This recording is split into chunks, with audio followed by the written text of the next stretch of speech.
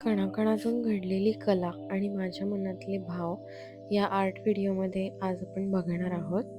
तर आता लवकरच महाशिवरात्री येते, सो त्या महाशिवरात्रीसाठी मी एस्पेशली एक आर्ट व्हिडिओ हा बनवते आहे. माझ्या डोक्यात एक वेगळीच कल्पना होती की मला तांदळाच्या कणांपासून काहीतरी बनवायचं होतं. सो मी आधी काय केलं, कॅनव्हासवरती पेन्सिलनी एक शिवलिंग काढून घेतलं, त्याला ग्लू लावला आणि फक्त मी तांदूळ घातले वरनं.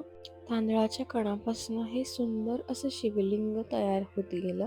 माझा नेहमीच असा ट्राय असतो की काहीतरी माझ्या ऑडियन्ससाठी मला युनिक आयडियाज घेऊन यायच्या आहेत, काहीतरी युनिक त्यांना दाखवायचं असतं मला नेहमी. आणि माझ्या सगळ्या एफर्ट्सना तुम्ही खूप छान प्रतिसाद देता, त्यासाठी खरंच तुमच्या सगळ्यांना थँक्यू. सो मी महाशिवरात्रीसाठी स्पेशली हे एक आर्ट व्हिडिओ असं तयार केला आहे. आता इथे तुम्ही बघू शकता की हे पूर्ण शिवलिंग तांदळाच्या कणापासून मी तयार केलं आहे आणि ह्याला मी आता सिम्पली फक्त ब्लॅक कलर देते आहे. तांदूळ जो अन्नाचं प्रतीक आहे, पवित्रतेचं प्रतीक आहे, त्या तांदळांच्या कणाकणातनं मी महादेवांना अर्पण माझी छोटीशी कला करते. या तांदळापासून मी शिवलिंगाचं रूप साकारलं, जे शक्तीचं, स्थैर्याचं आणि अनंततेचं प्रतीक आहे.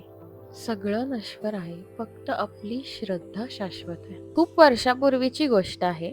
देव आणि असुरांनी मिळून समुद्र मंथन केले. मंथनातून अनेक अमूल्य गोष्टी बाहेर आल्या, पण त्याच वेळी एक भयानक विषही निघालं. ते विष म्हणजे हलाहल विष. ते विष इतकं घातक होतं की संपूर्ण सृष्टी नष्ट होण्याची भीती निर्माण झाली. तेव्हा सगळ्या देवांनी महादेवांकडे धाव घेतली. महादेवांनी क्षणाचाही विचार न करता ते विष प्राशन केलं, पण ते पोटात न घेता घशातच थांबवलं. म्हणूनच त्यांना नीलकंठ म्हणून ओळखलं जातं. त्या रात्री संपूर्ण सृष्टीचं रक्षण झालं आणि तीच रात्र महाशिवरात्री म्हणून ओळखली जाते. महाशिवरात्री आपल्याला शिकवते त्याग, करुणा आणि शांततेचा मार्ग. ही कला परफेक्ट असावीच असं नाही, पण ती कला मनापासून असली पाहिजे, हीच आपल्या महादेवांची शिकवण आहे. जर तुम्हालाही या कलेमध्ये थोडीशी शांतता जाणवली असेल तर कमेंट्समध्ये नक्की ओम नमः शिवाय लिहा. तर इथे माझं हे आर्ट तयार आहे.